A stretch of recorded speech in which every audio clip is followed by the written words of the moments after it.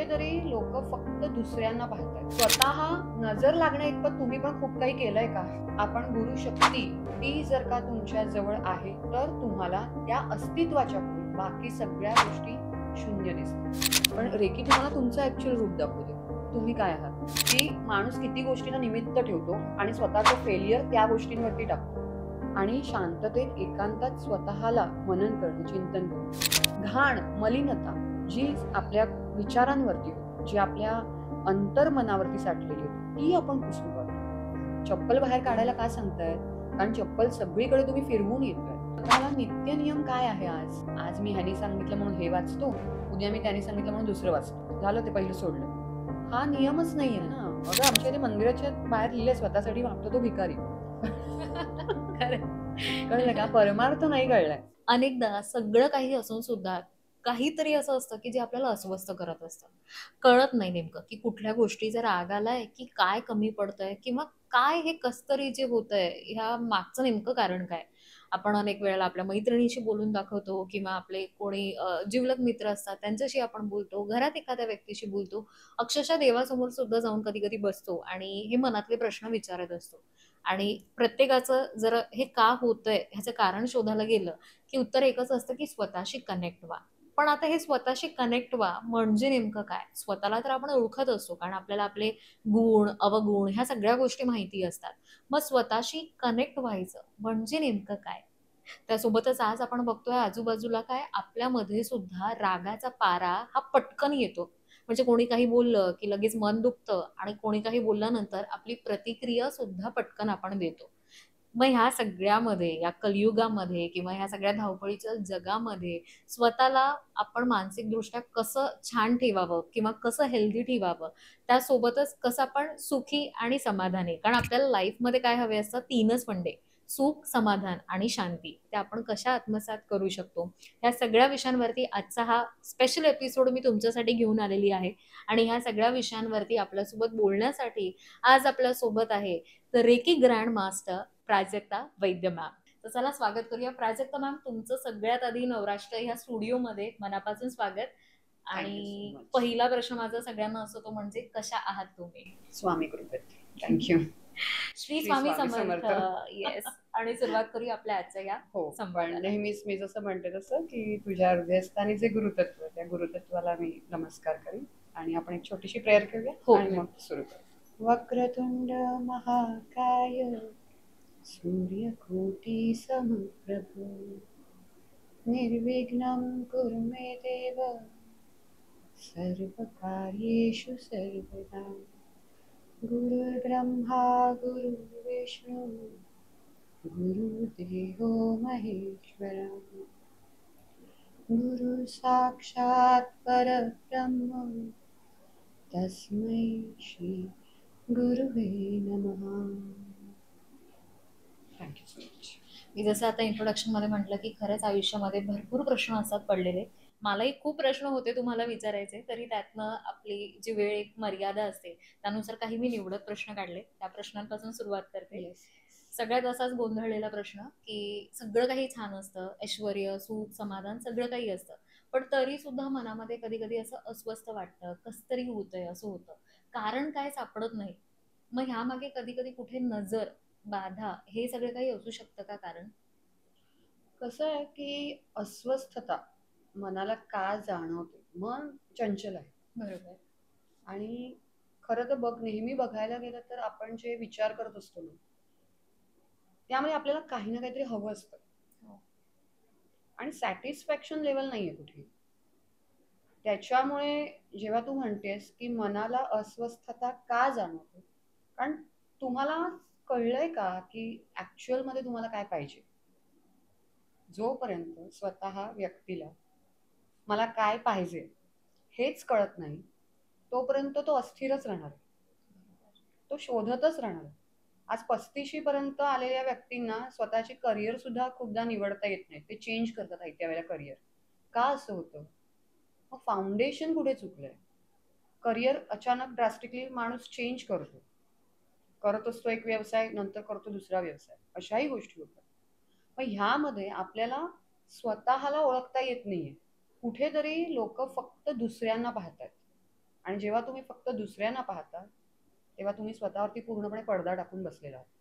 तो पडदा उठवायचा आणि मग स्वतःमध्ये पाहायचं. मग तुम्हाला कळेल की मला काय एक्झॅक्टली हवं आहे. आणि आता तू नजर म्हणालीस त्याला, हो.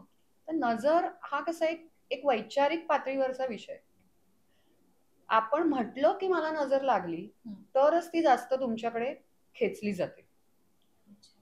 जोपर्यंत तू स्वतः अलाव करत नाहीस कोणत्याही व्यक्तीला तुझ्यापर्यंत पोहोचायला, तोपर्यंत कोणताही व्यक्ती गुरूंच्या सानिध्यामध्ये तुम्हाला कधीही टच करू शकत नाही. ओके. इथे मी गुरूंचं सानिध्य हा वर्ड अगदी हायलाइटेड हो, करीन. हो.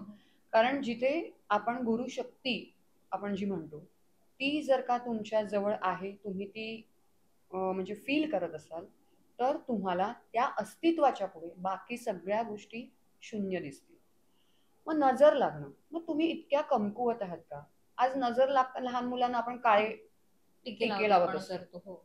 अगं इतके काय काय जण टिके लावतात ना, इथे इथे इथे. अरे काय नजर आहे लागू नये. म्हणजे, पण काय आहे हा तुमचा एक विश्वास की चला बाबा टिके लावले झालं. नाहीये तसं काही. एखादा लावा तुम्ही काळा टिका. आपल्या पूर्वापार म्हणजे त्या हायलाइटेड डॉट वरती तुमची नजर जाते आणि बरोबर. मग तुम्ही हाईड होता. हो. ह्या गोष्टी आहेत तिकडे.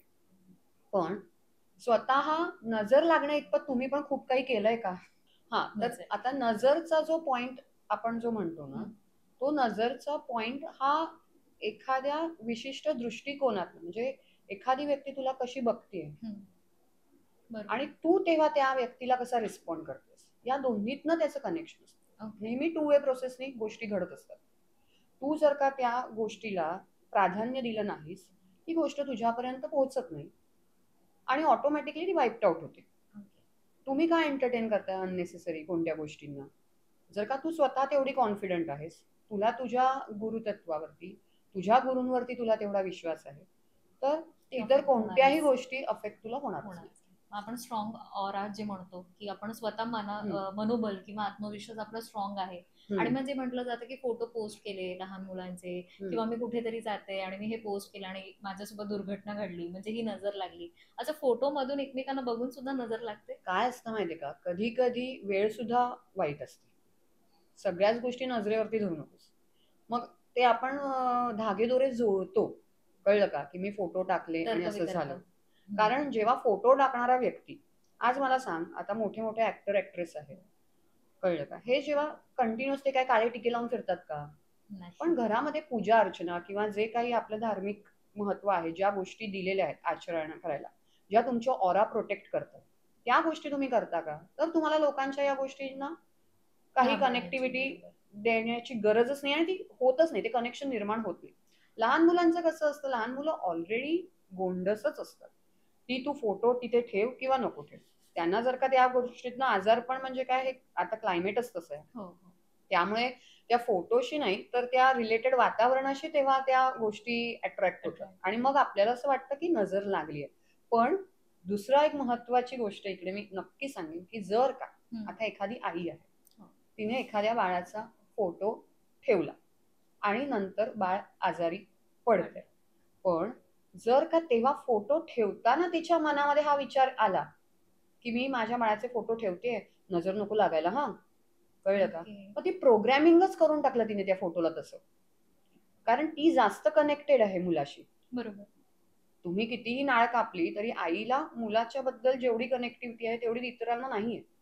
त्यामुळे त्या कनेक्शननी तुम्ही नको त्या वाइब्स अट्रॅक्ट करता. आणि मग तसंच घडायला लागतं. म्हणजे आपण म्हणतो ना, मनी वसेते स्वप्नी, स्वप्नी दिसे. तसंच आहे ते. एक काइंड ऑफ त्याच गोष्टी आहेत.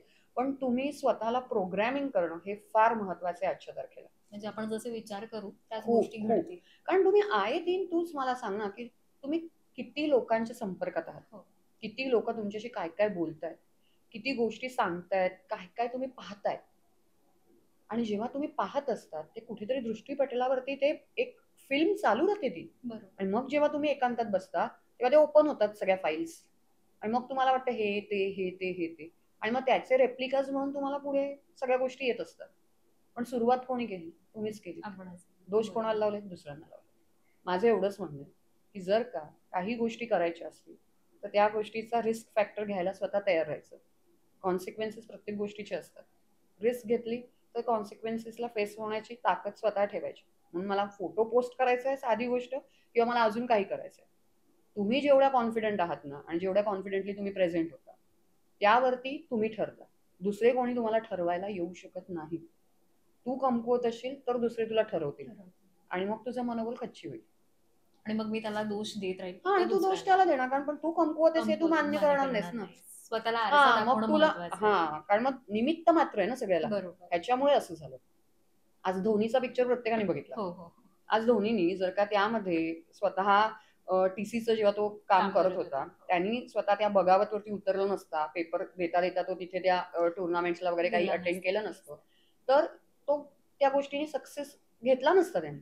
म्हणजे तुम्हाला जर का काही गोष्टी अचीव्ह करायच्या आहेत, नजर भरून आपण ह्या एवढ्या टॉपिकवरती आलोय, म्हणजे तू विचार कर की माणूस किती गोष्टींना निमित्त ठेवतो आणि स्वतःचं फेलियर त्या गोष्टींवरती टाकतो. बरोबर.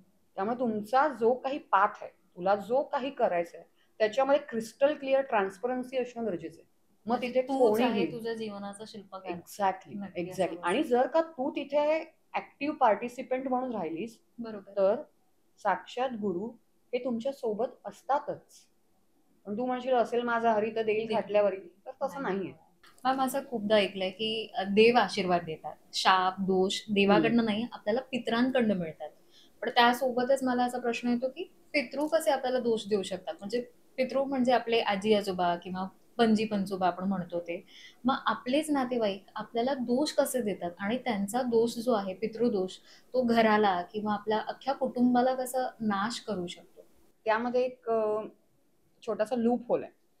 कसं आहे माहितीये का, की देव, संत, महात्मे, गुरु सगळे आपल्याला ब्लेसिंग्स देत आहेत, आशीर्वाद देत आहेत. आणि आपलेच पितृ तू म्हणतेस की पितृदोष आपण ऐकतो असं. ते कसं असतं माहितीये का, की एकतर भगवंत देव, इथून सुरुवात करते मी, म्हणजे मग पितृंकडे आपण येऊया. देव आणि गुरु ह्यामध्ये सुद्धा आपण जेव्हा म्हणतो ना की देवापेक्षाही गुरुला मग तिथे प्राधान्य जास्त येतं. जर का महाराज गुरु आहेत, स्वामी गुरु आहेत आणि भगवंत गणपती आराध्य आहे, तर गणेश काय म्हणेल तेव्हा, गणपती बाप्पा काय म्हणतील की आधी गुरूंची हे कर पूजा, मग आराध्याची केली एक वेळ चालेल. कळलं? एवढं गुरुला महत्व आहे. कारण गुरु विना काहीच नाही. सगळ्यात पहिली आपले गुरु आपली आई असते, बरोबर? आता देव आशीर्वाद देतात, कारण काय आहे माहितीये का, तो जो ते तत्व जे आहे ना, त्यामध्ये फक्त प्रेम आहे, ती सात्विक ऊर्जा आहे, ती डिवाइन एनर्जी आहे. तिथे तुम्हाला रेक्टिफिकेशन साठी गोष्टी आहेत. तुम्ही चुकता, तुम्ही धडपडता, परत उठता, त्यातून तुम्ही काय शिकता, ह्या सगळ्या गोष्टींमधून तुम्ही स्वतःचे ब्लेसिंग्स कसे काउंट करता ह्यावरती तुम्ही येता. गुरु जे असतात ना, ते तुम्हाला बॅलेन्स करायला शिकवतात. देव आहे ना, तो एक वेळ तुम्हाला धडा देईल की हे राईट आहे, रॉंग आहे. गुरु तुमच्या समोर प्रश्न ठेवतो आणि तुम्ही कसे तेव्हा रिॲक्ट होतायत त्यावरून तुमचं चेकिंग केलं जाईल. गुरुमध्ये ही जी पॉवर आहे, त्या गुरूंना तुम्हाला फक्त ब्लेसिंग्सच द्यायचे. तिथे तराजूमध्ये तुम्हाला दोन्ही साईडला लव्हच दिसेल, अफेक्शनच दिसेल, कारण त्यांना तुम्हाला योग्य पाथवरती आणायचंय. म्हणून तू जसं म्हणालीस की देव गुरु हे आपल्याला आशीर्वाद देतात, पण त्यातला हा कन्सेप्ट आहे. म्हणजे जेव्हा गुरु तुम्हाला क्वेश्चन पेपर्स देतील, म्हणजे जे आपण म्हणतो की मी हा धडा शिकलो किंवा मी शिकले, परीक्षा घेतो, परीक्षा घेतोय, कळलं? मग त्यामध्ये तुम्हाला किती तुमचा पासिंग रेट करायचा आहे, त्याप्रमाणे तुला घडवायचं आतून, बरोबर? जेव्हा एखादं कोणताही तू मौल्यवान दागिना जेव्हा सोनार बनवायला घेतो, घडवतो, तेव्हा तो अगदी आपण म्हणतो ना, तो खूप गरम करतो, तो तापवतो ती गोष्ट, आणि मग त्याच्यातनं एखादी ती गोष्ट घडते. तसं आहे ते. आता पितृंमध्ये कसं आहे, या ह्याच्यामध्ये एखादी व्यक्ती आपल्या कुटुंबातली, परिवारातली, त्यांनी काहीतरी चूक केली असेल समजा, ह्याच्यामध्ये 2 कन्सेप्ट मी तुला सांगते. ओके, पितृ दोष मध्ये. हा, म्हणजे आता समजा एखाद्याने खून केलाय, तर तो जो दोष आहे तो त्या व्यक्तीपुरताच नाहीये, तो त्या परिवाराला लागलाय. ओके. म्हणजे तू जे म्हणतेस की पितृ आपल्याला म्हणजे दोष का शाप देतात, शाप का देतायत, देतात? असं Yes. तो देणं नाही, ते लागणं आहे. हो. जे काही कुकर्म झालं ते पिढीजात, जसं पिढीजात आपल्याला चांगले आशीर्वाद पुरतात, पुण्याई आपण म्हणतो, हा, त्या तसंच पद्धतीनेच. पिढीजात ह्या गोष्टी पण पुढे जातात. मग तेव्हा जर का ती व्यक्ती हयात नाहीये आता काही, आणि तुम्हाला माहितीये, त्या अनुसार तुम्ही जे तुम्हाला, आता हा विषय ब्राह्मणांचा, म्हणजे ते मला हो. माहित नाही की ते तुम्हाला काय सांगतील करायला, कोणत्या विधी वगैरे, हम्म. जे आपण तर्पण म्हणतो त्याला. अच्छा. हा, तर हे तुम्ही कितपत चालवताय पिढ्यानपिढ्या, ते महत्वाचं आहे. श्राद्ध पक्ष चालवणं हो, हो. फार महत्वाचं आहे. आज श्राद्ध पक्षाच्या नावाखाली तुम्ही डोनेशन करतात खूप जण. त्यांना श्राद्ध पक्ष म्हणजे ब्राह्मणांसोबत त्या विधी करायच्या नसतात, अनाथ आश्रमात जाऊन हा, करतात. ते करायचंय ना, ते तुम्ही करा, पण ते म्हणजे श्राद्ध पक्ष चालवणं नव्हे. तू म्हणशील मला डोनेशन करायचं काय, ते तुझ्या वैयक्तिक आवडीवरती ते ठरलेलं आहे. बरोबर. खूपदा असं होतं की वडिलांच्या साठी म्हणून हा, मी मी अनाथ ह्यांना आश्रमामध्ये हे दिलं देते, किंवा ते द्या तुम्ही, ते बरोबर. तुमची इच्छा आहे म्हणून इच्छा तुम्ही म्हणून वरती देते. देताय. पण पण त्याचा अर्थ तुम्हाला जे श्राद्ध पक्ष चालवायचे, जे तर्पण आहे, जे विधी आहेत, ते तिथे करणं गरजेचंच आहे. आता का, हेही सांगते. समजा जसं तू परदेशात आहेस, सपोज मी भारतात आहे, तू मला काहीतरी करन्सी, मला पैसे पाठवतेस, ती इंडियाच्या करन्सीमध्ये मी कन्वर्ट करून घेणार इकडे, बरोबर. तू भलेही कुठेही आहेस, युरोमध्ये देतेस, डॉलरमध्ये देतेस, पण मी घेताना ते रुपीजमध्ये कन्वर्ट करून घेते. म्हणजे जेव्हा मी रुपीजमध्ये कन्वर्ट करून घेते, तेव्हा आपलं एक ट्रान्झॅक्शन वेगळं झालं ना. तिकडून पाठवताना तू वेगळं पाठवलंस, आणि इथे मी घेताना करन्सी चेंज करून घेतली, कन्वर्ट करून घेतली. तसंच आज मी इथे मनुष्य देहात आहे, उद्या मी समजा तिथे बेडूक आहे, कुत्रा मांजर आहे, तर तो काय व्यक्ती ते काय काय खाणार आहे, बेडूक म्हणून तो शेवाळ खाणार आहे समजा. तर तुम्ही जेव्हा श्राद्ध पक्षात, तर्पण विधीमध्ये जेव्हा तुम्ही जे काही दिलं जातं, ज्या काही विधी केल्या जातात, जे पिंडदान म्हणतो आपण, ज्या सगळ्या गोष्टी, त्या करन्सी एक्सचेंज त्यांच्यापर्यंत पोहोचवली जातात लेटर, की बाबा तुझ्या नावाचं आलंय, तुझ्या माणसांनी, तुझ्या पिढीतल्या लोकांनी तुझं ह्या विधी केलेले आहेत, तर तुला खायला तिथे मिळतंय. बरोबर. मग जेव्हा ते दुसऱ्या योनीमध्ये असताना खाऊन वगैरे तृप्त होतात, तेव्हा तुम्ही ते दोषमुक्त होता, मग तुम्हाला ते लागत नाही. म्हणून मग तो पितृदोष निवारण आपण म्हणतो हा, त्याला. म्हणून ते करणं गरजेचं आहे. त्याच्यासाठी डोनेशन हा पर्याय नाही.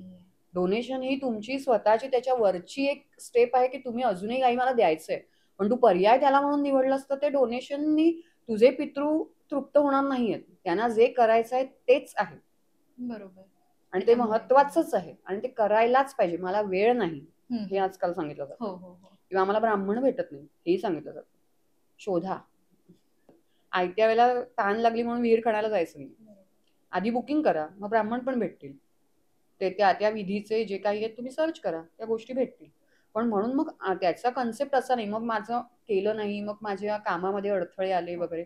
कारण बरोबर आहे ना, आज तू सदेह असताना ह्याचा दुसरा, आता एक आपण आत्ताच्या साईडनी जर का लुक पाहिला, तर घरामध्ये जेव्हा आई वडील आहेत तेव्हा तुम्ही त्यांना फार वाईट वागणूक देताय, जिवंत आत्मा जाळताय, बरोबर. आणि कधी कधी असंही मी म्हणत नाही, कधी कधी आई वडिलांचाही दोष आहे आजच्या तारखेला, की त्यांनाही कधी कधी आपली मुलं फक्त करिअर केलं की आता हा आम्हाला पोचणार ह्या पॉइंटलाच असेल ना, तर तिथे नातं बिनसतं. तिथे रिस्पेक्ट पाहिजे, तिथे लव्ह अफेक्शन पाहिजे, तिथे कनेक्शन पाहिजे. हा, मग त्या गोष्टी आपोआप घडतात ग, पैशातनं ज्या होतात त्या. पण म्हणून मी तुला काय सांगते, की जेव्हा माणूस जिवंत समोर आहे तेव्हा तुम्हाला तो नको आहे, त्याची चीड येते, आणि नंतर मग तुम्ही श्राद्ध पक्षही चालवताय. तर जिवंतपणाच्या ज्या यातना आहेत त्या श्राद्ध पक्षामध्ये पण खूपदा असं होतं ना, की अरे त्याही योनीला वाटत असेल की जेव्हा जिवंत होतं तेव्हा खायला घातलं नाही, आणि आता श्राद्ध पक्ष चालवतायत. आणि मी अक्षरशः बघितलेत, म्हणजे मी अक्षरशः मी तुला सांगेन, एका बाईने सगळं तिचं लुबाडलंच होतं घरातलं. त्या सासूला काहीतरी फक्त दुधावरची म्हणजे चहावरती साय लागायची. ती फक्त एवढंच मागायची की मला संध्याकाळी तेवढी एक साय दे. तीही ती बाई द्यायची नाही. किती तिचा आत्मा तेव्हा तडफडत असेल जिवंतपणे. बरोबर. मग तुम्ही काय श्राद्ध पक्ष पण करणार आहात? आणि त्याचं ते लाभणार कुठे, त्यांना ते लागणार हा, कसं? कारण जेव्हा तू एखादी विधी करायला घेतेस ना, तेव्हा त्या विधीला तू किती जुळतेस स्वतःच्या मनातून. करायला म्हणून करणं असेल ना, तर करून सुद्धा मग फायदा होत नाही. बरोबर. मग तुम्ही कितीही पैसे घाला आणि ते विधी करा, ते वरवरच राहील ना. बरोबर. म्हणजे करायचंय तर नीट करा आणि जिवंतपणी सुद्धा करा. कारण ते नुसतं मेल्यानंतर त्यांची श्राद्ध पक्ष चालवायची, त्यापेक्षा हयात असताना बघा. मग नाहीतर हॉस्पिटलमध्ये टाकतात, त्याच्या अंगारे धुपारे द्यायचे त्यांना, की मग रडायचं, मग लोकांना दाखवायचं, स्टेटसवर ठेवायचं, माझे आई माझे बाबा. काही अर्थ नाही. जिवंतपणी पाहिलं का, तेव्हा त्यांना यातना दिल्यात, त्रास दिल्यात, मग पुढच्या गोष्टींना पण सामोरं जा. मला नाही ह्या तुमच्या उत्तरातनं एक उत्तर सापडतंय, पण एक प्रश्न सुद्धा निर्माण होतोय. उत्तर असं सापडतंय की म्हणजे आपण जे म्हणतो की आई वडिलांनी कर्म चांगले ठेवावे, कारण कुठेतरी आपले कर्म सुद्धा, आपली पुण्य किंवा आपण जे कर्म करतो त्याचे पाप आणि पुण्य हे मुलांना जातात. जसं आपण पितृदोष म्हणालो, की जर त्याने हत्या केली असेल तर तो शाप किंवा तो दोष पुढच्या पिढीला गेला. त्यामुळे आपले कर्म महत्वाचे आपल्या मुलांसाठी सुद्धा. पण प्रश्न असा पडतोय की जसं आपण म्हटलं की त्याने बेडकाचं आपण उदाहरण घेतलं की त्याची पुढची योनी ही बेडकाची आहे. पण जेव्हा एखादा आत्मा शरीर सोडतो तेव्हा त्याचा पुढचा वेगळा प्रवास सुरू होतो. मग जेव्हा मी त्याला श्राद्ध करते किंवा ह्या काही विधी करते, पण त्याचा प्रवास तर वेगळा सुरू झालाय ना, मग त्याचं कनेक्शन ह्याच्याशी कसं जुळतं? हो, पण आहेच ना, आपल्या वंशावळ त्या असतातच ना आपल्या. अच्छा, ओके. त्यामुळे कुठेही तुम्ही जेव्हा असे कर्मकांड करायला घेतात तेव्हा ते वंशावळ काढतात ना, त्याच्यामध्ये असतं. त्यामुळे ह्याचं महत्व आहे. हा, म्हणजे करणं आहेच आणि आपल्या शास्त्रात, आपल्या धर्मात दिलेल्या ज्या गोष्टी आहेत, म्हणजे तिथे स्वतःची अक्कल लावूच नका, मी तर म्हणते. म्हणजे मलाही नाही माहिती तेवढे, म्हणजे आपण जे सांगितलं ते करावं, कारण ते काही तुम्ही कायम करत नाहीये. तो काहीतरी पितृपंधरवडा येतो तेव्हाच तुम्ही करता, तेव्हा करा. एखाद दिवस तुम्ही काढू शकता. नंतर तुम्ही पत्रिका दाखवत फिरतात की पितृ हे दोष आहेत आणि पितृ निवारण एक स्तोत्र पण येतं, जे संपूर्ण चातुर्मास मध्ये जे बुक आहे त्याच्यामध्ये पण दिलेलं आहे त्यांनी, ते तुम्ही वाचू शकता. पण हे सगळं नंतरच झालं ग, मेल्यानंतरच. पण जिवंतपणी सांभाळा, हे महत्व आहे. आज घरी आई बाप एकटे बसलेले असतात कोपऱ्यामध्ये, कोणी त्यांना विचारणार नाहीये. पितृदोष लागणारच नाही. मग ते जर का हॅपी सोल असतील तुमच्या समोर. पण दुसरी साईड मी नेहमी नाण्याची बघत आली आहे. आजकाल म्हणजे कधी कधी करणारे असतात ग, पण त्यांनाही घ्यायचं नसतं. मग तो तुमचा वैयक्तिक प्रश्न झाला, मग तिथे कोणी काही करू शकत नाही. त्यामुळे इथे अंडरस्टँडिंग लेवल, इथे जनरेशन गॅप मी म्हणणार नाही, इथे अंडरस्टँडिंग लेवल इम्पॉर्टंट आहे. तू किती अंडरस्टँड करतेस, कारण जे आयुष्य ते जगले आणि आता आपण जे जगत आहोत, जे तुम्ही जगत आहात, त्यामध्ये खूप तफावत आहे, खूप स्ट्रेस लेवल वाढली आहे. त्यामुळे खूप अंडरस्टँड करून घेणं गरजेचं आहे. आणि ह्या सगळ्या गोष्टी जेव्हा कुटुंबामध्ये येतात तेव्हा व्यक्तींना फक्त टीव्ही बघत बसावं लागत नाही. माणसं भेटली की आपण चार चौकात छान गप्पा मारण्यासाठी भेटतो, ह्याच्यासारखा आनंद आणि अप्रूप कुठेही नाहीये. मला सगळेच उत्तर मिळालेत, कारण मेन म्हणजे कर्म आपण आपले करायचे, आणि नकळत होतात हे गोष्टी. संस्कार जे ते नकळत, तू सांगून धरून मटकून काही होत नाहीये. आता विचारायचं आणि नंतर ते विचारायचं, त्यापेक्षा आता सुद्धा विचारा आणि जे आहे शास्त्रानुसार त्या पद्धती. अगं साधे आई वडिलांच्या औषधांचे खर्च करायला माणसं मागे पुढे बघत असतात आणि मग महाराजांची सेवा करतात. कशासाठी? करू नका, उपयोग नाही. जिवंतपणे यातना देऊन नंतर मागून भजन करायची मला पटत नाही. जे आहे आणि चूक जिथे आहे तिथे चूक हे दोघांना सांगावी. घेणं न घेणं हे सर्वस्वी त्यांच्या हातात आहे. आणि जे नातं मिळालंय ते जपणं आपल्या हातात आहे. हो, पण ते टू वे प्रोसेस आहे. दर वेळेला प्रत्येक गोष्टीत आई वडिलांचं नातं असो, सासू सुनेचं नातं असो, सासऱ्याचं आणि जाव्याचं नातं असो, कोणत्याही भावाभावांचं, बहिणी बहिणीचं कुठेही असो किंवा मैत्रीमध्ये असो, पण this is a two way process. त्यामुळे नेहमी नाण्याच्या दोन बाजू बघण्याची तयारी प्रत्येकाने ठेवायची. घरामध्ये कसं असतं, दुसऱ्यांना वेगळ्या बाजू दिसत असतात. लोक टॉर्चर सून करते किंवा मुलगा करतोय, जावई करतोय असं होतं, पण कधी कधी वेगळी बाजू असते अंडरस्टँडिंग नसल्यामुळे. म्हणून जजमेंट पास करणं खूप इझी आहे. त्या जजमेंट न पास करता त्यावरती काम करा प्रत्येकाने. जसं म्हणलं की रेकी ग्रँड मास्टर, येस. तर माझा प्रश्न ना रेकीच्या निगडीतच आहे की रेकीने सुद्धा छोटे मोठे आजार बरे होऊ शकतात का? खूप आजार बरे होऊ शकतात. छोटे मोठे असं प्रश्नच नाही. हो. म्हणजे आपल्याकडे तर भरपूर जण आहेत की ज्यांचे पोटाचे विकार होते म्हणा किंवा भरपूर. मी माझं पण उदाहरण देईन की की मी स्वतः थायरॉइड जेव्हा होता तेव्हा खूप मॅसिव्ह माझ्या गोळ्या चालू होत्या. ओके. पण बिकॉज ऑफ हिलिंग मी गोळ्या बंद ठेवल्या. म्हणजे असं नाहीये की मी कायमस्वरूपीच गोळ्या घेतेय थायरॉइड असून सुद्धा. बरोबर. तुमचं हिलिंग इम्पॉर्टंट आहे आणि त्याच्यावरचा ट्रस्ट फॅक्टर इम्पॉर्टंट आहे. औषधांमुळे तुम्ही तुमचा जो अन्नमय हा जो आहे शरीराचा पार्ट तो तुमचा ऑरा तुम्ही सक्षम करताय. काहीतरी घेताय तुम्ही त्याच्यावरती रेक्टिफाय करताय त्याच्यावरती उपचार करताय आपण जे म्हणतो. पण आतून जेव्हा हिलिंग सुरू होतं आतून संस्कार मी तर म्हणते म्हणजे जसं आपण ताम्हणामध्ये स्वामींची मूर्ती किंवा कोणत्याही देवतांची मूर्ती घेतली तुम्ही अभिषेक करता बरोबर. तो जेव्हा अभिषेक होतो तेव्हा जी स्पंदनं ज्या लहरी तयार होतात तसंच जेव्हा तुम्ही रेकीमध्ये मेडिटेशनला बसता तेव्हा तुमचा तो स्वतःवरचा अभिषेक आहे. तितक्या तुम्ही लहरी घेता तितके तुम्ही शुद्ध होता. तुम्ही तुमचं चैतन्य खुलवता. तुम्ही स्वतःला एकदम ब्लिसफुल एनर्जीजमध्ये पाहायला लागता. आणि मग जेव्हा आतून एक इनर सॅटिस्फॅक्शन जे आपण म्हणतो ते इनर सॅटिस्फॅक्शन जेव्हा सुरू होतं तेव्हा तुझे जे रोग आहेत ते आपोआप निघून जातात. ब्लॉकेजेस आपण खूप वेळा म्हणतो की इथे आरामात ब्लॉकेजेस खूप. आहेत. अगं गाठी वगैरे विरघळलेल्या आहेत अगदी. पूर्णपणे तुमची या दुखणी रेकीमुळे. पायाची हो अगदी अगदी अगदी. म्हणजे रेकी खरं तर ऐकलंय काय आहे ही पद्धत कशी आहे, पण आजकाल ना सोशल मीडियावरती जिथे तिथे बघा रेकी बद्दल सांगितलं जातं. अनेक गुरु आहेत, अनेक लोक आहेत जे रेकी ग्रँड मास्टर आहेत आणि शिकवतात. पण कुठेतरी असा प्रश्न येतो की मग ह्याचा बिझनेस होत नाहीये का कुठेतरी? मी ना दुसऱ्यांवरती बोलू शकत नाही ते काय करतात. मी माझं सांगू शकते. कारण तुला म्हणजे कदाचित माहिती असेल म्हणजे आपल्याकडे जे स्वामींची जो आशीर्वाद आहे आमच्या फॅमिलीला त्यामुळे इथे ह्या गोष्टीमध्ये मी आली आहे. कारण अदरवाईज माझं जेव्हा आपण म्हणतो ना की आपल्याला माहित नसतं की आपण सडनली या सेवेमध्ये कसे येतो. आणि दत्त परंपरेमध्ये हेच आहे ना की जर का तुम्हाला सेवा असेल आणि तुम्ही आधी ती करत नसाल तर महाराज तुमच्याकडनं ती सेवा करून घेतातच घेतात. आणि त्यातून तुमचा देण्याचा भाव तुझा देण्याचा भाव हा फार महत्वाचा आहे. आता बिझनेस म्हणून ज्यांना करायचा आहे तो त्यांचा वैयक्तिक लुकआउट झाला. पण इथे मी सांगेन की पर्सनल लेवलवरती काम होतं. एखादा व्यक्ती जेव्हा हरलेला आहे तो थकलेला आहे त्याला कुठेही वे आउट सापडत नाही तर तो काहीतरी स्वतःला बदल करण्याची जी इच्छा दाखवतोय ती नस आपल्याला पकडायची. आतापर्यंत जेव्हा व्यक्ती म्हणून बाहेर ज्या काही गोष्टी करतात ते चाचपडतच असतात की मी हे नाही तर हे करीन ते नाही तर ते करीन.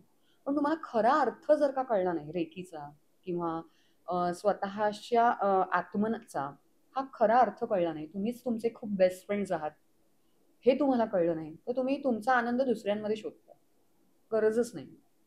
जसं मी तुला स्टार्टिंगला जेव्हा तू बसलीस समोर तेव्हा मी पहिलं जेव्हा म्हटलं की तुझ्या हृदयस्थानी गुरुतत्व. साधी गोष्ट घे त्या गुरुतत्वाला विराजमान व्हायला आत्मन किती स्वच्छ हवं. आपण लग्न कार्यात किंवा कुठेही हॉटेलमध्ये जातो आपण जेव्हा चेअरवरती बसायला जातो आपण नकळत त्या चेअरवरती पहिलं बघतो इथे डाग नाहीये ना. तिथे धूळ असेल तर आपण ती पुसतो आणि बसतो. मग जिथे आपल्याला महाराजांना विराजमान करायचं ती जागा किती सात्विक आणि शुद्ध पाहिजे हे ज्याला कळतं ना तो मग इथे तिथे भटकत नाही. मग त्याला तो बिझनेसचं स्वरूप देणार नाही.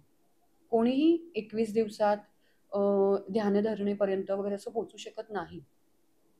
हा कोर्स नाहीये.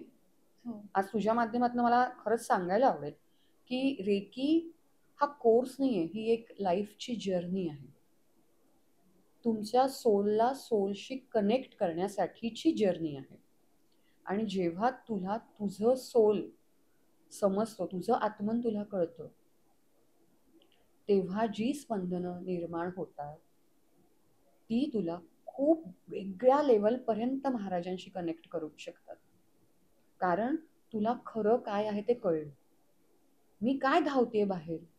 आज शनिवार रविवार आले की फ्रायडे नाईटला लोक बॅग्स घेतात बाहेर आउटिंगला निघून जातात. अर्धे तर ट्रॅफिकमध्येच फसतात. तिथे जाईपर्यंत स्वतः गर्भगळीत झालेले असतात, बरोबर? परत रविवारी तुम्ही धावून पळून पुन्हा घरी येणार, सोमवारी पुन्हा तुम्ही कामाला जाणार. हे जे बाहेर शोधणं आहे त्याच्यासाठी तुम्ही भरपूर पैसा खर्च करताय. हो.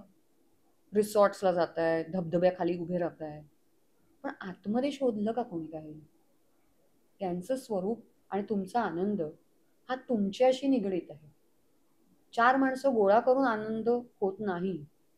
स्वतःशी बसणं आणि शांततेत एकांतात स्वतःला मनन करणं, चिंतन करणं, ह्यामधून जेव्हा तुम्ही एक वेगळं स्वरूप स्वतःचं पाहता, ते तत्व महाराजांशी मिसळलेलं असतं आणि म्हणून ते खूप सुंदर प्रकाराने व्यक्त होत आहेत. त्यामुळे आपल्याला बघता आलं पाहिजे की मला कुठे बिझनेस म्हणून पाहायच्यात या गोष्टी, की मला कुठच्या लेवलपर्यंत पोहोचवणार आहेत या गोष्टी. त्यामुळे हा प्रवास 21 दिवसाचा म्हणतात सगळेजण की हो, 21 21 दिवसाची दिवसाचे करतात. नाही, 21 दिवस हे डिटॉक्सिफिकेशनची प्रोसेस आहे. अच्छा. जसं आतमध्ये म्हणजे जसं मी तुला म्हटलं अभिषेक आपण जो म्हणतो, तसं ज्या हिलिंगच्या एनर्जीज आतमध्ये जेव्हा चालू होतात तेव्हा जो अभिषेकच मी म्हणते म्हणजे सगळ्यांना समजायला हो. आपल्या लगेच एक डोळ्यासमोर येतं ना अभिषेक चालू आहे. बरोबर. त्या ज्या एनर्जीज आपल्या प्रवाह आपल्याकडनं होत असतो त्यातून जे ग्राउंडिंग होतं, ज्या एनर्जीज कॉस्मिक आहेत त्या तुम्ही घेत आहात आणि तेव्हा तुमचं तत्व महाराजांशी एकरूप होतं, तेव्हा तुम्हाला आतून जी शुद्धीकरणाची प्रोसेस मिळते, म्हणून त्याला डिटॉक्सिफिकेशन म्हटलंय. तिकडे कुठेतरी तुमची सुरुवात होते. म्हणजे एक घाण मलिनता जी आपल्या विचारांवरती होती, जी आपल्या अंतर्मनावरती साठलेली होती, ती आपण पुसून काढतो. मग कुठेतरी सॉरी टू इंटरप्ट पण नाही, नाही, आपल्या बोल. म्हणजे आपण म्हणतो ना की आपल्याला स्वतःला आपण कळलेलं असतं की हम्म. नाही माझ्यामध्ये हे दोष आहेत, माझ्यामध्ये हे गुण आहेत. हम्म. पण जर का मी रेकी शिकले तर हम्म. मला ज्या दोषांवरती काम करायचंय किंवा आपल्याला माहिती असं आपण कधी कधी द्वेष करतोय, कधी कधी आपण हो, हाव ठेवतोय प्रचंड. किंवा आपण ह्या गोष्टींबद्दल जे आहे समाधान न मानता काही वेगळे करतोय, ते हे सगळे दोष आपण कव्हर करू शकतो, क्लिअर करू शकतो रेकी. हा, म्हणजे कसं होतं माहितीये का, मी खूपदा माझे नवीन जे साधक म्हणून आपले येतात त्यांना मी हे सांगते की जसं एखादी पाण्याची टाकी आहे म्हणून, ती पाण्याची टाकी तू खूप दिवस धुतली नाहीयेस, तर खालती जो गाळ बसतो बघ आणि अचानक फोर्सनी वरनं पाणी आलं तर ते सगळं पाणी तुला गढूळ दिसतं. बरोबर. द्वेष आणि राग जो येतो ना तो त्याचाच पार्ट आहे रेकीमध्ये. म्हणजे स्टार्टिंगला असं वाटतं की अरे मला राग जास्त येतोय का, मी उलट रेकी करते तर, पण जी गढूळ जो काही म्हणजे मलिनता जी होती ती अशी गच्च बसते ना एक थरावर थर, कारण कित्येक वर्षाची प्रोसेस केली आहे तुम्ही स्वतःबरोबर सोसायटीत राहून, स्वतःकडे लक्ष न देता दुसऱ्याला कसं चांगलं वाटेल ह्यासाठी तुम्ही जगलात. एक वेगळा मुखवटा घातलेला हा, असतो. एक्झॅक्टली, जे तुम्ही नसतातच. पण रेकी तुम्हाला तुमचं ऍक्च्युअल रूप दाखवते, तुम्ही काय आहात. मग ती घाण साफ करायला घेणार ना. मग तो जो गढूळ पाण्याचा लेअर आहे तो जेव्हा उसळतो तेव्हा जोपर्यंत तिकडे वरनं स्वच्छ पाणी येत नाहीये तोपर्यंत तो गढूळ पाण्याचा लेअर जोपर्यंत बाहेरही जात नाहीये तोपर्यंत ही जराशी घालमेल चालते. पण एकदा का म्हणून रेकीची प्रॅक्टिस डेली पाहिजे. साधना ही रोजच्या रोज झालीच पाहिजे. रोज जेवताना, रोज आंघोळ करताना, मग साधनेला 20 मिनिटं निघालीच पाहिजे. इन्स्टावरती 1 तास जातं की नाही, मग साधनेला 20 मिनिटं काढणं काहीच हरकत नाही. म्हणून जेव्हा तो प्रवाह रोजच्या रोज तुम्ही घ्याल तेव्हा आतून ती घाण मलिनता निघून जाते आणि ती निघून गेली की स्वच्छ प्रवाह आला की तुझा ऑरा स्ट्रॉंग झाला. मग तुला भेटणारी लोक पण तशीच भेटतात, कनेक्शन पण माझे त्या पद्धतीचे आणि फालतू लोक डिस्कनेक्ट होतात. मला ना ती प्रोसेस ऐकायला आवडेल. म्हणजे खरं तर सोशल मीडियावरती ऐकून आहे किंवा तुमच्या एपिसोड मधून पण मी पाहिलंय की रेकी कशा पद्धतीने असते. म्हणजे जेव्हा मी रेकी समजा ही साधना शिकते तर ऑटिनमेंट दिली जाते, म्हणजे ती कुठेतरी एनर्जी किंवा व्हायब्रेशन, मी मे बी चुकीचं पण असेल तर हे दिले जातात. त्यानंतर काही साधनांचे प्रकार आपल्याला शिकवले जातात, म्हणजे ती साधना कशी करायची. पण ह्या सगळ्या प्रोसेसमध्ये नेमकं काय काय घडतं आपल्यासोबत, कारण आपण म्हणतो की स्वतःशी आपण कनेक्ट होतो, म्हणजे कनेक्ट होतो म्हणजे नेमकं काय होतं. बघ आता अट्युनमेंट हा सगळ्यात महत्वाचा टप्पा, ओके, जो महाराजांच्या कृपेने होतो. मी करते, मी करणं हे बोलणंही आपल्याला अलाउड नाही. खूप जण ह्याच्यातच फसले. काय तुम्ही करू शकता, स्वतःचा श्वास तुमचा आहे का. मी ह्यावरती चढते पहिली. आत्ता आज आपण दोघं बोलतो, तुला नेक्स्ट संडे मी आहे की नाही माहिती नाही, कसले भरोसे द्यायचे आणि कसलं मी केलं म्हणायचं. त्यामुळे ती बाजू पहिली कट ऑफ करा, मी करते म्हणून. बरोबर. त्यामुळे अट्युनमेंट जेव्हा होते तेव्हा तुमच्या ज्या आता दुर्लक्षित झालेल्या तारा आहेत परमात्म्याशी, त्या तुम्ही परमात्म्यासोबत कनेक्ट होता. जेव्हा शुद्ध सात्विक प्रवाह तिथे चालू होतो तेव्हा जसं सांगितलं मगाशी तशी ती प्रोसेस सुरू होते तुमची डिटॉक्सिफिकेशनची. ह्यामध्ये प्रश्न करण्यापेक्षा अनुभव घेणं जास्त गरजेचं आहे. परत अनुभव म्हणजे मला हेच दिसले, मला ते दिसले, मग ह्यांना दिसले मला नाही दिसले, हा एक माझ्याकडे खूपदा असतो. कारण जेव्हा आपण ह्याच्यामध्ये सगळेजण असतात ना, ते सगळ्यांचे जे शेअरिंग असतात ते आम्ही ठेवत असते वाचायला प्रत्येकाला. मग खूपदा असं सगळ्यांना असं वाटत अरे ह्यांना दिसते मला का नाही दिसत. प्रत्येकाचा प्रारंभ, प्रत्येकाचा कर्म, प्रत्येकाचा सोल वेगळा आहे. तुझा सोल तुझ्या कर्माने घडलेला आहे. बरोबर.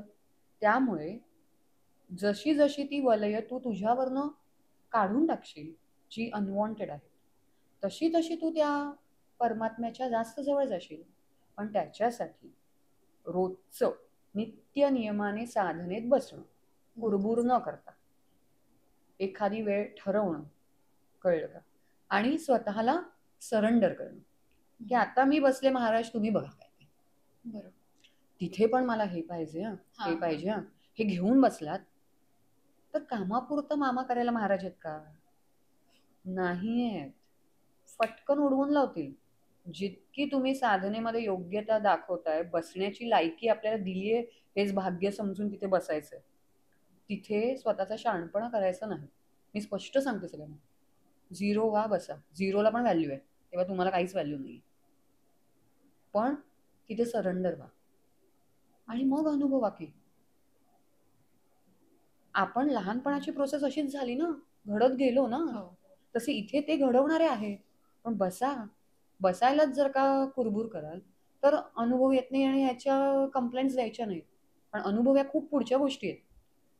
तुमचं मागचं पास्ट लाईफ ते कसं होतं त्याच्याशी तुम्ही कनेक्टेड आहात आता, आणि म्हणून तुम्ही वेगवेगळ्या कामात आहात. तुमची कामं सगळं तुमचं जे काही वैयक्तिकरित्या त्या पातळीवर जे आता चालू आहे ते कुठे ना कुठेतरी मागच्या जन्मीचं आहे, म्हणून तुम्ही त्या गोष्टी करत आहात. त्यामुळे मला हेच नको तेच नको, नाही करणं, कुरबुर करणं हे पहिलं बंद करावं. जे दिलंय ते कामात स्वामी आहेत. असं सुद्धा म्हणतात की मला घर हवंय, माझी ही काही स्वप्न आहेत, ही सगळी स्वप्न मी रेकी शिकली हे की मी पूर्ण करू शकते. म्हणजे तुम्हाला सक्सेसफुल व्हायचंय, तुम्हाला प्रसिद्धी मिळवायची, तुम्हाला तुमचं घराचं स्वप्न पूर्ण करायचंय, तर रेकी शिका.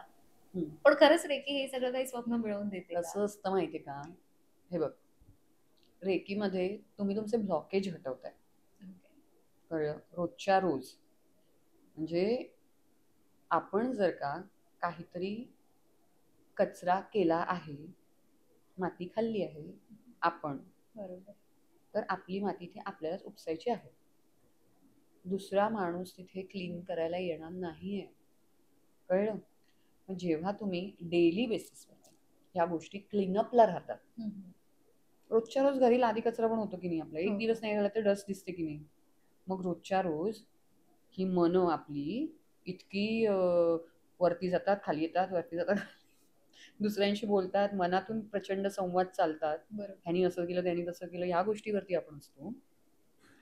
ह्या गोष्टींमुळे कितीतरी क्लेशदायी ऊर्जा ही चिकटवून घेतली जाते स्वतःला. मग त्याचं रोजच्या रोज सफाई होणं गरजेचं आहे की नाही? बरोबर.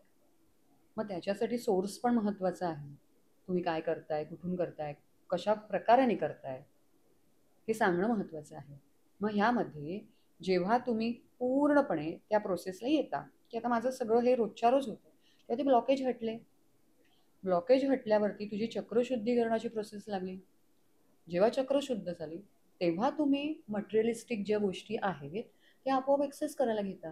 कळलं? मग तुझं ते गाडी, बंगला, घोडे सगळं आलं त्याच्यामध्ये. पण कसं आहे माहितीये का, लोक काय करतात माहितीये का, दृष्टिकोन वेगळा ठेवतात. मला गाडी बंगला पाहिजे म्हणून मी बसते, तिथे फसलं जातं. अगं मला देव पाहिजे, मला भगवंत पाहिजे, कारण तो माझ्या आतमध्ये आहे ना, तर मला आयुष्याच्या शेवटपर्यंत जर का त्याच्याशीच एकरूप होता नाही आलंय. अच्छा, मग ह्याच्यासाठी ना पहिल्या प्रश्नाकडे जावं लागेल की स्वतःला नेमकं काय हवंय हे हा, ओळखणं, आणि ती ओळखणं. अस्वस्थता जेव्हा त्या मग प्रश्नाचं उत्तर मिळेल. फाउंडेशन ग, फाउंडेशनच महत्वाचं आहे आणि त्यामुळे तुमची संगत महत्वाची आहे. आज संगतीचाच परिणाम होतो की नाही. हो. आज का बरं ड्रग्स किंवा काही गोष्टींच्या लोक त्या लट खाली गेलेली आहेत? का तेव्हा त्यांना वाटलं नाही की 2 मिनिटं शांत बसावं? का 2 मिनिटं आपण मंदिरात जाऊन यावं? का ती जेव्हा घंटा वाजते मंदिराची पहिली ठेवलेली आहे घंटा, ती पहिली घंटा वाजली की तुमचा ऑरा शुद्ध होतं, तुम्ही आतमध्ये जाता. चप्पल बाहेर काढायला का सांगतायत? कारण चप्पल सगळीकडे तुम्ही फिरवून येताय. बरोबर. सगळीकडची डस्ट आहे ती सोडा आणि मग तुम्ही आतमध्ये जा. परत आतमध्ये जाताना तो मी पण सोडा. कळलं का? आणि आतमध्ये जा. पण जेव्हा त्या एखाद्या शुद्ध सात्विक लहरीमध्ये तुम्ही एंटर होता, म्हणून तुम्हाला काय सांगितलं जातं देवळामध्ये गेल्यावरती सुद्धा, की देवळात गेलात, देवाला पाया पडला, आई वगैरे सांगते 10 मिनिटं बस, हा हो. 5 मिनिटं तरी बस. कारण त्या व्हायब्रेशन्स खूप जास्तीच्या असतात. ज्यात तुमचा साधा ऑरा फटकन कॅच केली ती वाइब्स आणि तुम्ही असे झटकन बाहेर गेलात तर कदाचित तुम्हाला कधीतरी चक्कर पण येऊ शकते. म्हणून 5 मिनिटं मंदिरात बसावं, थोडी ती ऊर्जा सेटल करावी. तीर्थ दिलं जातं म्हणजे पाणी आहे ते घ्यावं, थोडं प्रसाद खावा, म्हणजे एनर्जीज त्या सेटल होतात आणि मग तुम्ही बाहेर पडता. मग तुम्ही घाला पुन्हा तुमच्या चपला आणि जा तुमच्या व्यवहाराला.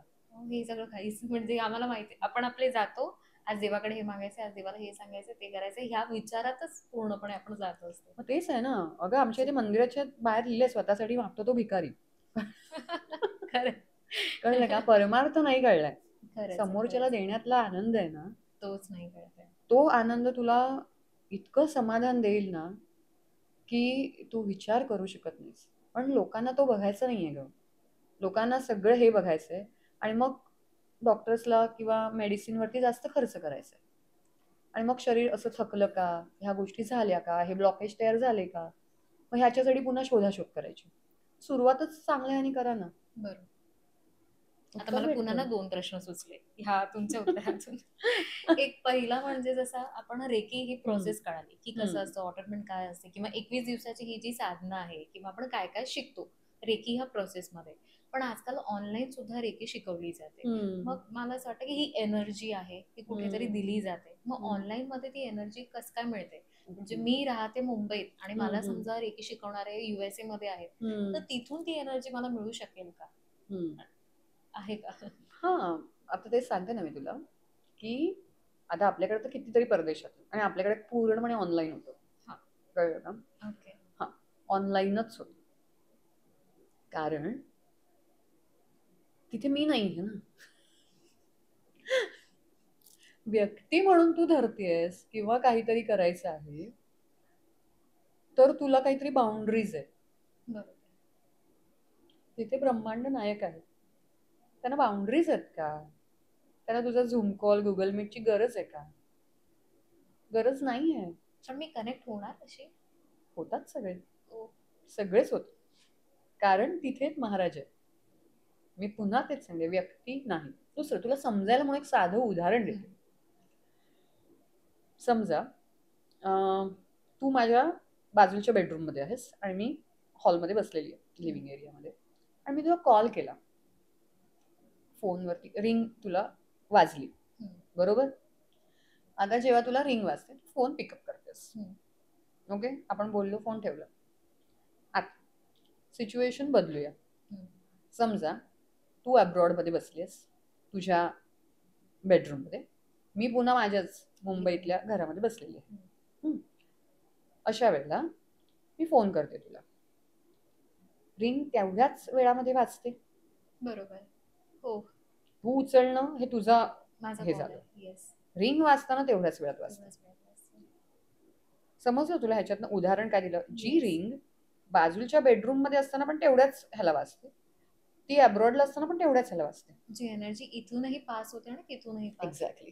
फक्त ती मी घेते कशा पद्धतीने, हो. किंवा ते हा, घेणारा कसा हा, म्हणजे तू कॉल रिसीव्ह करतेस की नाही? की नाही त्यावरती एनर्जी प्रश्न आला. ऑरा आपण म्हणतो. हम्म, मग हा ऑरा जेव्हा मी आता तुम्हाला भेटले, मला एक वेगळी एनर्जी फील होते. हम्म, मी अनेक जणांना आपण जेव्हा भेटतो, प्रत्येकाशी भेटून कधी कधी आपल्याला काही जणांना भेटून खूप छान वाटतं, हम्म. काही जणांना भेटून आपल्याला डल वाटतं डल किंवा आपल्याला वाटतं. नेगेटिव्ह वाटतं, आपल्याला एनर्जी नकोच वाटतं असं. नकोसं वाटतं असं आपण म्हणतो. मग ही जी एनर्जी ट्रान्सफर आहे ती ऑरा कसा पद्धतीने करतं आणि आपण प्रोटेक्ट करू शकतो का? हो, नक्कीच करू शकतो. ओके. म्हणून सारखं प्रत्येक गोष्टीमध्ये माझं एक महत्वाचं आहे, एकतर साधना आणि सातत्य. साधनेमध्ये तुमचं मेडिटेशन आलं, तुमची पूजा आली, तुमचं नामस्मरण आलं, सगळं जे काही तुम्हाला दिलेल्या गोष्टी त्या आल्या. म्हणजे स्वतःला नित्य नियम काय आहे आज? आज मी ह्यानी सांगितलं म्हणून हे वाचतो, उद्या मी त्याने सांगितलं म्हणून दुसरं वाचतो. झालं, ते पहिलं सोडलं. हा नियमच नाहीये मग. आणि जो नियमाने वागत नाही त्याला पुढे तसंही नियमाने भेटत नाही. कळलं का?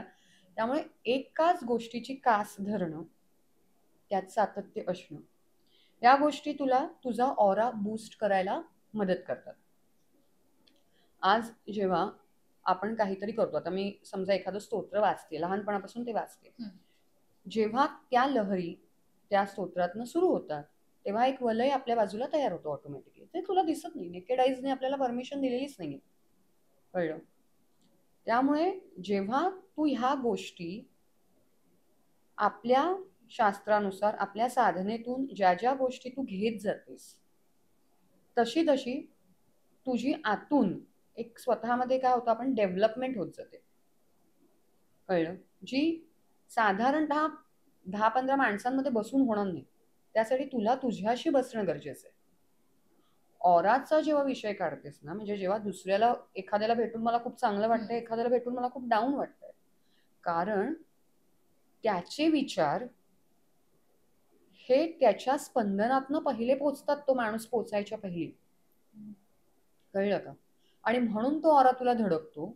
आणि पुन्हा तू जर का त्या लो लो लो व्हायब्रेशन असेल, म्हणजे तुझं ऑरा स्वतःचा तुझा करप्ट असेल, समोरच्या तुझं आहेच करप्ट, पण तुझे लो वाईब्स आणि त्याचे लो वाईब्स हे जर का अजून मॅच झाले, तर जो जास्तीचा लो वाला आहे ना, तो ते घेणार आणि तो अजून कोलॅप्स होईल. आणि म्हणून मग तुला असं वाटतं की अरे मला का असं झालं, मला या व्यक्तीला भेटायचं नाही. पण जो पॉझिटिव्ह ऑरा घेऊन आहे आणि समजा तो रेकीमध्ये, तर तो ऑरा लॉक करूनच फिरणार. कळलं का? त्यामुळे तू मला भेटलीस, तुला बरं वाटलं, तर दॅट इज अ ब्लेसिंग्स. पण तुला बरं वाटलं म्हणून मी डाऊन फील नाही करणार. उलट तुला छान काहीतरी डिलिव्हर केलं म्हणून महाराज मला अजून काहीतरी चांगलं देतील. मी काय देतीये तो भाव महत्वाचा आहे. काही काही लोक कंप्लेंट बॉक्सच असतात बघ, आले की हे नाही झालं, ते नाही झालं. काही काही घरांमध्ये पण म्हणजे सासू कधीतरी असे बघितलेत की घरातली कामं करण्यासाठी लग्न करून आणतात सुनांना. म्हणजे हे कंप्लेंट बॉक्स तिकडनं सुरू होतात. बरोबर. झाले ना व्हायब्रेशन डिस्टर्ब घरातल्या. बरोबर. कारण तुम्ही नीव काय रचलीत की माझं काहीतरी स्वार्थ होता, त्यासाठी मी या गोष्टी केलेल्या आहेत. झाला डिस्टर्ब ऑरा. कळतच नाही तुम्हाला की ऑरा कुठून डिस्टर्ब होतो. ऑरा तुझ्या विचारातून होतो, ऑरा तुझ्या वागण्यातून होतो, ऑरा तुझ्या बोलण्यातून डिस्टर्ब होतो, ऑरा तू कोणाला भेटतेस त्याच्या विचारातून, त्याच्या वागणुकीतनं होतो. म्हणजे भरपूर बरोबर गोष्टी आहेत गोष्टी की ज्या आहेत, ज्या तुला affect डिस्टर्ब करतात. करू शकतात. Yes. पण जर का तू म्हणालेस की मी प्रोटेक्टेड आहे आणि मी तसं प्रोटेक्शन घेऊनच बसली आहे, तर जे काही त्यांचे डिस्टर्ब वाईब्स जे आहेत, डिस्टर्बिंग वाईब्स, त्या तुझ्या त्या लेअरच्या बाहेर असतील. बरोबर. पुन्हा तू त्या साधना करशील त्या attack निघून होतात, जातील, निघून धुतल्या जातील. जातील. Aura cleaning. येस. आणि मग हे ऑरा क्लिनिंग आपण रोज करू शकतो स्वतःचं ते स्वतः होतच ना ग रेकीमध्ये. बरोबर. जो रेकी करतो त्याला त्या गोष्टी माहितीच असतात. ऑरा क्लिनिंग हा, काय असतं नेमकं ऑरा क्लिनिंग म्हणजे? मी तुला तेच सांगते, ऑरा क्लिनिंग म्हणजे व्हायब्रेशनच आहेत. जी जो आपण स्वच्छ साधना दुधासारखा करतो. प्रवाह आहे तो तो आहे. Aura cleaning. आणि बेसिकली दुसऱ्या काही प्रोसेस आहेत ते आत्ता मी तुला सांगून तो ऑरा क्लीन नाही करू शकत. ओके. ते तू जेव्हा जेव्हा तिथे त्या स्टेप इन होतेस ना गोष्टींमध्ये, बरोबर. तेव्हा तेव्हा त्या गोष्टी एक्सेस केल्या जातात. कारण प्रत्येक गोष्टीचे पासवर्ड आहे तिथे. ते पासवर्ड असे मी देऊ शकत नाही, कारण बरोबर. अलाउडच नाही आपल्याला. काही गोष्टी या गुरु शिष्य परंपरेतनच जाणं ह्या योग्यतेच्या असतात. त्यामुळे त्या तिथे तिथेच तशा तशा वापराव्या आणि वापरल्या की त्या तुम्हाला रिझल्ट येतातच. व्हायब्रेशन्स आपण म्हणतो, वाईब्स आपण म्हणतो. मी खूप वेळेला असं ऐकलं की जेव्हा रेकी साधना करतात तर त्यांना ना वेगवेगळे व्हायब्रेशन जाणवतात. म्हणजे कोणाला देव दिसतात, कोणाला काही लाईट्स दिसतात. हे व्हायब्रेशन कशा पद्धतीने जाणवतात? मग वाईब्स म्हटलंच ना तर गुड वाईब्स आपण म्हणतो ना, हा. Only good vibes. हल्ली ते Yes, yes. So called tagline हो, झालंय हो, की हो. Only good vibes. घरामध्ये पण लिहिलेलं असतं गुड वाईब्स ओनली असं. तर कोणाला चांगलं नको आहे, बरोबर. सगळ्यांना सांगावं. पण ते आयतं इथे मिळत नाही, काम करावं लागतं. तू म्हणशील की मला प्लेट परोसून द्या, सगळं महाराज ठेवतील की बाबा तुम्ही साधनेत आहात म्हणून तुम्हाला सगळ्या गोष्टी दिल्या आहेत, ह्या या चांगल्या चांगल्या गोष्टी तिथे मांडल्या आहेत. आता मग मला रसगुल्ला खायचा आहे की गुलाबजाम खायचा आहे की काय खायचं आहे. म्हणजे ह्याच्यामध्ये म्हणशील आता हा गुलाबजाम खायला उचलायला पण मला मदत करा. बरं तेही मदत केली गो. आता म्हणशील चमच्यामध्ये द्या. मग काही काही इतके असतात ना, म्हणतात गिळायला पण तुम्हीच मदत करा. मग त्यापेक्षा मीच गिळते असं मी सांगते त्यांना. काम करावं लागतं. प्लेट सर्व केली जाते सुंदर पंचपक्वान्याची इथे. तेव्हा मला काय काय घ्यायचं आहे माझ्या गरजेनुसार. मिळतंय म्हणून सगळं खाणं म्हणजे अपचन आहे. बरोबर. त्यामुळे जिथे ज्या ज्या गोष्टी गरजेच्या आहेत त्या त्या परत्वे तुम्हाला काम करणं गरजेचं आहे. बरोबर. म्हणजे व्हायब्रेशन्स ह्या प्रत्येक गोष्टीतनं तुमच्यापर्यंत पोहोचत असतात. त्या फूडमधनं पोचतात, पुन्हा तसंच त्या विचारातनं पोचतात. त्या जेव्हा स्वतःवरती काम केलं जातं महाराजांच्या ब्लेसिंग्समधनं येतात आणि तुम्ही सक्षम होता. फूडच्या व्हायब्रेशन्स बद्दल बोललं तर माझा व्हिडिओ पण पूर्ण फूड व्हायब्रेशनवरती आहे आपल्या चॅनलवरती. तिथे कसं असतं त्याच्यातनं आपण नामस्मरणाकडे पण येऊ शकतो त्या टॉपिकवरनं. की जेव्हा एखादी व्यक्ती जेवण करते म्हणा, तेव्हा आपण बघ म्हणतो प्रसादाचं जेवण आपल्याला किती एक वेगळी चव लागते त्याला. का? कारण ते तुम्ही भगवंताच्या समोर त्याला नैवेद्य म्हणून अर्पण करत आहात. मग रोजच्या रोज नैवेद्य का नाही दिला जाऊ शकत?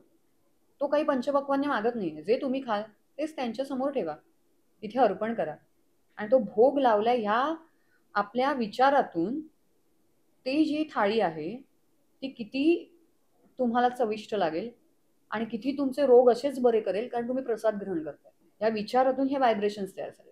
बरं, आता हा विचारातला व्हायब्रेशन झाले. फूड मधलं व्हायब्रेशन कसं? आता किचनमध्ये बायकांना सवय असते बघ खूपदा किचनमध्ये फोन घेऊन जातात. किचनमध्ये फोन कदापि अलाउड नाही, हे ध्यानात ठेवा प्रत्येकाने. कारण एक तर तुम्ही कोणाकोणाला फोन लावता, मैत्रिणींना, आईला, सासूला, कोणाला, हा, आणि मग ह्याचं त्याचे गॉसिप करता आणि मग तिसऱ्याच्या गोष्टी की हा असा वागला तो तसा वागला करून त्या डिस्कशन तुमच्या किचनमध्ये करता. किचनमध्ये मोस्टली पाण्याचा साठा असतो प्रत्येकाचा. बरोबर. मग माठात असो किंवा टाकीत असो काही असो, पाणी तर फटाफट व्हायब्रेशन कॅच करतो. हेच पाणी तुम्ही जेवणात वापरता. बरोबर. आणि जेव्हा त्या विचारांमध्ये असतात की ह्यानी असा त्रास दिला, ह्या गोष्टींनी ह्यानी छळलं कोणाला किंवा काय केलं, ह्यानी असं चुकीचं वागला, हे सगळ्या जजमेंट मोठ्या मोठ्या तुम्ही पास करता, ज्याचा तुम्हाला काडी मात्र काहीही तिथे कनेक्शन नाही. तुम्ही जाणार आहात का त्याला मदत करायला तर तिथे डिस्कस करा, पण ते तुम्ही काही करणार नसता. तुम्हाला डिस्कशन करण्यात मात्र खूप अप्रूप असतो. तेव्हा जेव्हा तुम्ही ह्या गोष्टी करता तेव्हा जी स्पंदनं तयार होतात आणि त्याच्यातून फोडणी घालता, चपात्या लाटतायत, काही गोष्टी ज्या ज्या काही चालल्या आहेत, घरातला व्यक्ती जेवणार आहे तो डिस्टर्ब होणार त्यामुळे. कारण त्या त्या गोष्टी पेशी हाताच्या पेशी त्या प्रत्येक वस्तूला चिकटतात. विचारातनं त्या पेशी त्या अन्नामध्ये उतरतायत. आणि म्हणून त्यावेळेला जर का नामस्मरण केलं हा तर मग तो महाप्रसाद नक्कीच बनेल. एक्झॅक्टली. जो खाईल त्याचं सुद्धा एक्झॅक्टली ते व्हायब्रेशन जातील. हो. आता आमच्या घरी पण म्हणजे जी माझी बाई आहे तिला सवयच आहे की ती घरात स्टेपिंग झाल्यापासून तिच्या तोंडात स्वामींचं नावच असतं. जर का ती तिथे किचनमध्ये उभी राहील ती स्वामींचा जपच करत तिथे उभी राहणार. कारण तिला माहिती आहे आम्हाला रोजच्या रोज नैवेद्य तिथे महाराजांना ठेवायचंच आहे. आम्ही कुठचीही डिस्कशन करणार नाही. फोन तेव्हा बाहेरच असतो. नैवेद्य बनताना आमच्या तोंडात फक्त नामच पाहिजे. मग घरातला साधा वरण भात का तुम्हाला सुंदर लागतो? कारण तो नामाने सिद्ध आहे, त्यामध्ये ते दैवी तत्व उतरलं आहे. आणि ते कारण मला महाराजांना द्यायचं आहे. मला व्यक्तीपेक्षा तिथे महाराज जेवणार आहे हा भावच जेव्हा माझ्या मनामध्ये तयार होतो तेव्हा मी तो वरण भात सुद्धा करताना किती काळजीने करणार आहे. मग तो प्रसाद झालाय ना. आणि परत एखादी व्यक्ती विशिष्ट साधनेमध्ये असेल बघ, आणि जेव्हा त्या व्यक्तीच्या हातून जरी तुम्ही एखादा पेढा किंवा काही घेतलात ना, तरी त्या व्यक्तीच्या पेशी त्या पेढ्याला चिकटल्या जातात आणि तो पेढा तुमच्या पोटात आला ना, तरी तुमची स्पंदनं बदलतात. इतकं बारकाईने काम होतं, ज्याच्यावरती पूर्णतः आपण दुर्लक्ष केलेलं आहे. जसं तुम्ही आता म्हणालात की दुर्लक्षित केलं जातं हं. खूपशा गोष्टी, जसं की किचनमध्ये मोबाईल घेऊन जाणं हो. आणि हे बोलणं. तरच मी विचारेन की काय सांगाल आज, की अशा कोणत्या गोष्टी आहेत की ज्या नाही करायला पाहिजे खरं तर घरामध्ये, हं. पण ज्या सर्वसामान्य घरामध्ये आपण बघतो की त्या होत खूप, आहेत. खूप महत्त्वाचा प्रश्न आहे गं हा. कारण